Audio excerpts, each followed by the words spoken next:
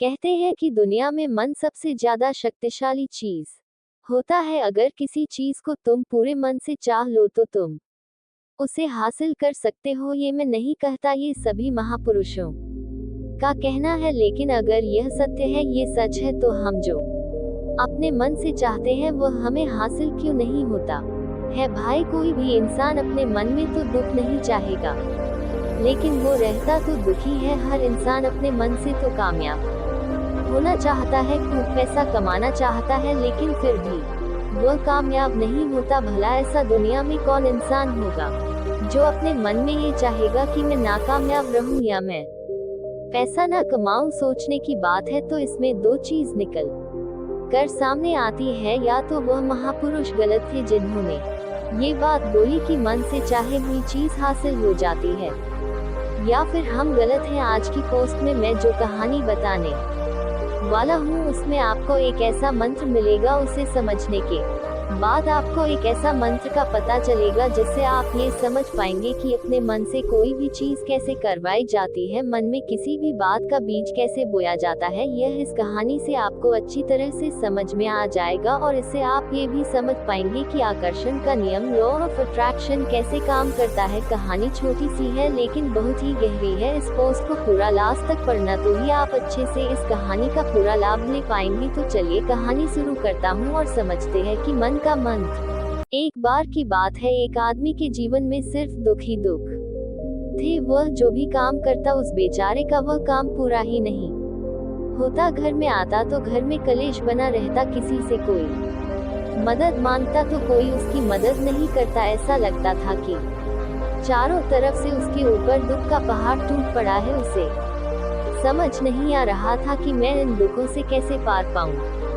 वह दिन रात यही सोचता रहता था कि अपने दुखों से छुटकारा कैसे पाना है। इसी कारण से वह रात में सो भी नहीं पाता था। उसकी आंखों के नीचे बड़े बड़े काले घेरे बन गए थे, जो इस बात का प्रतीक थे कि वह आदमी कितना दुखी है और कितना चिंतित है। कभी कभी तो उसके मन में आत्महत्या करने के भी ख्याल आते थे, लेकिन अपने परिवार की चिंता करके वह ये कदम नहीं उठा पाता। वह इतना दुखी हो गया कि उसने निर्णय किया कि वह इन दुखों से छुटकारा पाकर ही रहेगा। इसके लिए चाहे उसे कितनी ही मेहनत करनी पड़े, कुछ भी करना पड़े, चाहे अंगारों पर चलना पड़े, लेकिन इन दुखों से छुटकारा हासिल करके रहेगा।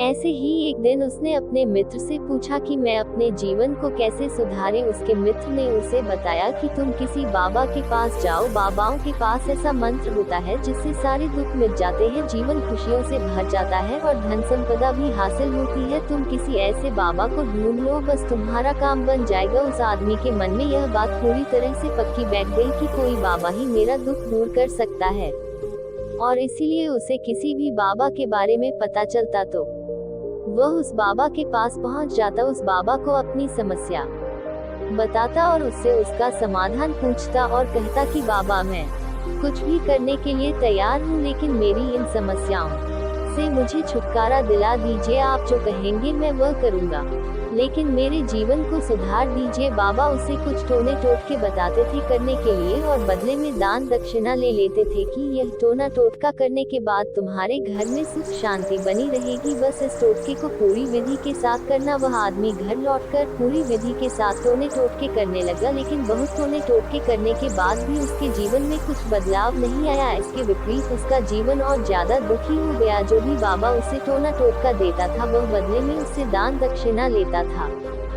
जिससे उसका धन भी धीरे धीरे खत्म हो रहा था। इससे उसके जीवन में दुख और ज्यादा बढ़ गया। तब उसे लगा कि बाबाओं के पास जाने से तो मेरे जीवन में दुख कम होने की बजाय बढ़ते ही जा रहे हैं, तो मुझे क्या करना चाहिए? बाबाओं के पास जाऊं या ना जाऊं? फिर एक दिन एक आदमी ने उसे बताया कि तुम अपने घर में किसी पंडित को बुलाकर हवन करवा लो।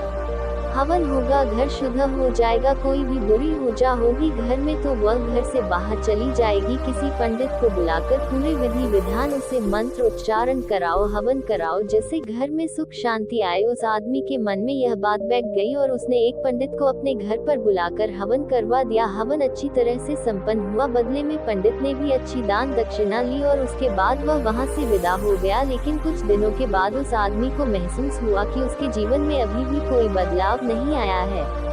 अब वह आदमी पूरी तरह से दुखी हो गया और ज्यादा परेशान हो गया। अब तो उसे लगने लगा था कि मेरे जीवन में से दुख कभी खत्म ही नहीं होंगे, और यही सोच सोचकर उस आदमी का बुरा हाल हो गया था। फिर एक दिन उसे अपने मित्र से एक ऐसे बाबा के बारे में पता चला जो समाधान बताने के लिए कोई दान दक्षिणा नहीं लेता था।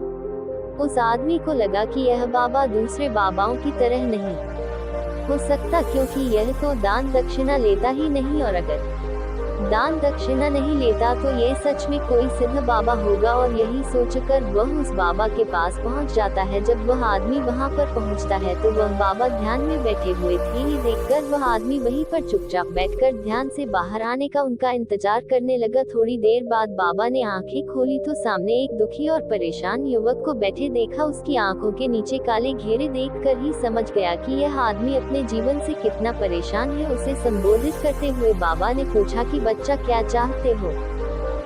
बाबा के पास क्या लेने आए हो? उस आदमी ने कहा कि बाबा, मैं अपने जीवन से बहुत परेशान हूँ। मैंने इन दुखों को दूर करने के लिए बहुत सारे रास्ते अपनाए, हर वो तरकीब करके देखे जो किसी बाबा ने मुझे बताए, हर वो काम किया जो कोई भी इंसान ने मुझसे करने को कहा, लेकिन मेरे जीवन में दुखों में कोई कमी नहीं आई। बाबा, इसके विपरीत मेरे जीवन में दुखों में बढ़ोतरी हो गई है। मुझे समझ में नहीं आ रहा है कि मैं क्या करूं। कभी कभी तो मैं आत्महत्या करने की सोचता हूं, लेकिन मैं अपने परिवार की सोचकर मैं ये कदम नहीं उठाता हूं। मैंने आपके बारे में बहुत सुना है बाबा, और मैं बहुत उम्मीद के साथ आपके पास आया हूँ। कृपया करके मुझे कोई ऐसा मार्ग बताएं जिससे मुझे अपने दुखों से छुटकारा मिल जाए। मैं अपने दुखों से छुटकारा पाने के लिए कुछ भी करने को तैयार हूँ। आप मुझे कोई भी रास्ता बताएं, चाहे वह रास्ता कितना ही कठिन क्यों ना हो, मैं उसको पार करके रहूंगा। बाबा ने महसूस किया कि आदमी तो सच में बहुत परेशान है। बाबा ने उसकी बात सुनकर कहा कि बच्चा, दुखों को दूर करने के लिए मंत्र ऐसे ही नहीं मिलते हैं। मंत्र पाने के लिए कुछ करना पड़ता है।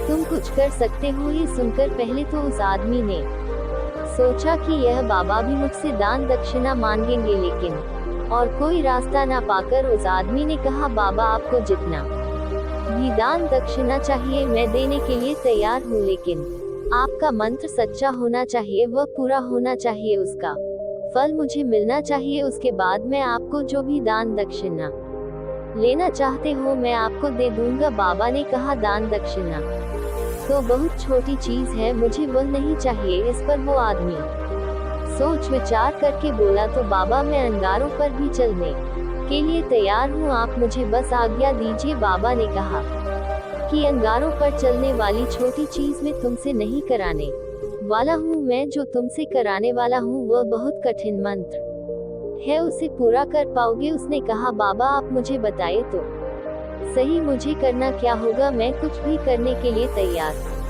हूँ। इस पर बाबा ने उसे कहा कि यहाँ से जब तुम अपने घर जाओ तो रास्ते में अपने मन में ये दोहराते जाना कि मैं सुखी हूँ, मैं सुखी हूँ। बार बार अपने मन में यही दोहराना, और याद रहे जुबान पर यह नहीं आना चाहिए, ये सिर्फ मन में दोहराना है। ये सुनकर वो आदमी बोला, बाबा, बस इतनी सी बात, ये तो मैं चुटकी बजाते कर लूंगा, लेकिन इससे होगा क्या? बाबा बोले कि इस मंत्र को करके तो देखो, वैसे भी तुमने इतने बाबाओं के मंत्र किए हैं, तो इस मंत्र को भी करके देख लो। उस आदमी ने सोचा कि बाबा कुछ दान दक्षिणा तो ले नहीं रहे हैं, और छोटा सा मंत्र है, इसे तो मैं कर ही लूंगा।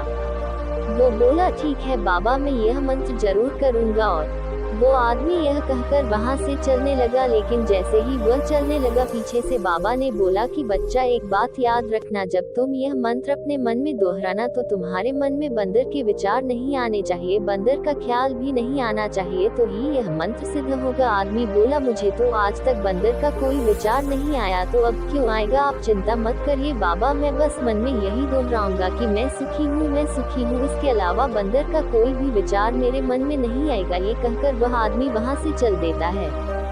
वह अपने मन में मैं सुखी हूँ, मैं सुखी हूँ ये दोहराता हुआ थोड़ी दूर ही चला था कि उसके मन में अचानक बंदर का ख्याल आ गया। बंदर का ख्याल एक बार आया और चला भी गया। लेकिन उस आदमी ने सोचा आज तक तो मुझे बंदर का कोई भी विचार नहीं आया, यह आज बंदर का विचार क्यों आ गया। और ऐसे करके उसने उस बंदर के विचार को पकड़ लिया और यह भूल गया कि मुझे क्या मंत्र दोहराना है, और वह बंदर के बारे में सोचने लगा। जब थोड़ी देर बाद फिर से उसे होश आया तो वह फिर से अपना वही मंत्र दोहराने लगा जो बाबा ने उसे बताया था, मैं सुखी हूँ, मैं सुखी हूँ। लेकिन अचानक से उसे एक बंदर दिखाई दिया और ये देखकर फिर से उसके मन में बंदर का विचार उठ गया, और ये देखकर वह इस विचार को बाहर फेंकना चाहता था। और वह चाहता था कि मेरे अंदर किसी तरह से बंदर का विचार ना आए, लेकिन उसे तो सामने बंदर ही दिखाई दिया। ऐसे ही जद्दोजहद करते करते घर पर पहुंचा और घर पर पहुंचने के बाद अपनी पत्नी को कहा कि हे बंदरिया, मुझे खाने में बंदर परोस दो। और जब उसे एहसास हुआ कि उसने क्या बोल दिया तो वह अपने बाल नोचने लगा और दीवारों में सर मारने लगा कि आज तक मुझे बंदर का कोई भी विचार नहीं आया, और आज मुझे ये क्या हो गया है कि मुझे हर जगह बंदर ही बंदर नजर आ रहे हैं, ये कैसी माया है। यही सोच सोच कर वह आदमी रात भर सो नहीं पाया, रात भर करवटें बदलते रहा और सुबह उठकर सीधे उसी बाबा के पास पहुंच गया और उसके चरणों में गिरकर कहा कि बाबा, पता नहीं क्या चमत्कार हो रहा है, आज तक मुझे बंदर का कोई विचार नहीं आया, लेकिन कल से जब से आपने मुझसे कहा कि बंदर का विचार नहीं आना चाहिए, तब से मुझे हर जगह बंदर ही बंदर नजर आ रहे हैं। उस आदमी ने कहा कि बाबा, मुझे तो आपके पीछे पेड़ पर बैठा बंदर केले खाते हुए दिखाई दे रहा है, ये हो क्या रहा है बाबा। ये सुनकर बाबा हंसने लगे, हा हा हा हा बच्चा, मन का जाल एक ऐसा जाल है जिसे समझ पाना इतना आसान नहीं है। बंदर तो तुम्हारे रास्ते में पहले भी आते थे, जब तुम मेरे पास आए थे तो इन्हीं पेड़ों पर यह बंदर घूम रहे थे, लेकिन तब तुम्हारे ध्यान में ये बंदर नहीं था, तब तुम्हारे ध्यान में सिर्फ लोग थे। इसके बाद बाबा ने उसे बताया कि बच्चा, हम जिस चीज से भी दूर भागना चाहते हैं वही चीज हमारे मन में बहुत गहरे में प्रविष्ट हो जाती है और हमारे अंतर्मन में समा जाती है। असल में हम जिस चीज से छुटकारा पाना चाहते हैं उससे छुटकारा इसीलिए पाना चाहते हैं कि वह हमारे साथ बहुत गहरे से जुड़ी हुई है, और हम जितना ही उससे छुटकारा पाना चाहते हैं वह उतनी ही गहरी हमारे मन में बैठती चली जाती है और आखिरकार हमारे अंतर्मन में छा जाती है। ऊपर से तो हम चाहते हैं सुखी होना, कि मैं सुखी हूँ सुखी हूँ, हमारे होंठ भी यही बोलते रहते हैं, लेकिन हमारे मन में दुख समाये होते हैं, हमारे विचारों में हमारे मन में दुख ही दुख दिखाई देते हैं। इसलिए अपनी जुबान से बार बार यह बोलने से कि मैं सुखी हूँ मैं सुखी हूँ, हम सुखी नहीं होंगे जब तक यह मंत्र हमारे अंतर्मन में प्रविष्ट नहीं होगा।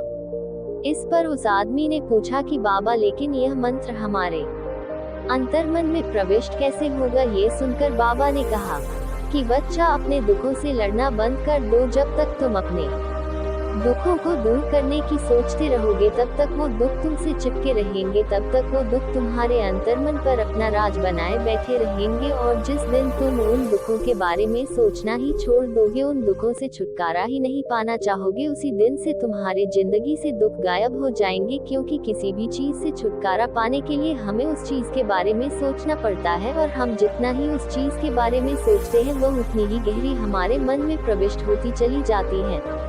निष्कर्ष, कंक्लूजन, हम अधिकतर समय दुखों के बारे में ही सोचते हैं। हम यही सोचते हैं कि हमारे जीवन में दुख है और हमें इससे छुटकारा पाना है, इसी वजह से बार बार सोचने से वो दुख हमारे अंतर्मन में प्रविष्ट हो जाते हैं और हमें एहसास भी नहीं होता। इसीलिए अगर तुम दुखों से छुटकारा पाना चाहते हो तो दुखों से छुटकारा पाने के बारे में सोचना छोड़ दो, तुम्हें दुखों से छुटकारा मिल जाएगा। अक्सर आदमी धूम्रपान छोड़ना चाहता है, शराब छोड़ना चाहता है, सुबह अपने आप से ये वादा करता है कि मैं कोई भी गलत काम नहीं करूंगा, लेकिन शाम को जब लौटता है तो नशे में चूर होकर लौटता है। ऐसा क्यों होता है? जो हम सोच रहे हैं वह पूरा कर ही नहीं पा रहे हैं। असल में हम उस चीज को बहुत ज्यादा तवज्जो दे रहे हैं, उस चीज को बहुत ज्यादा अहमियत दे रहे हैं। जब भी हम उस चीज को छोड़ने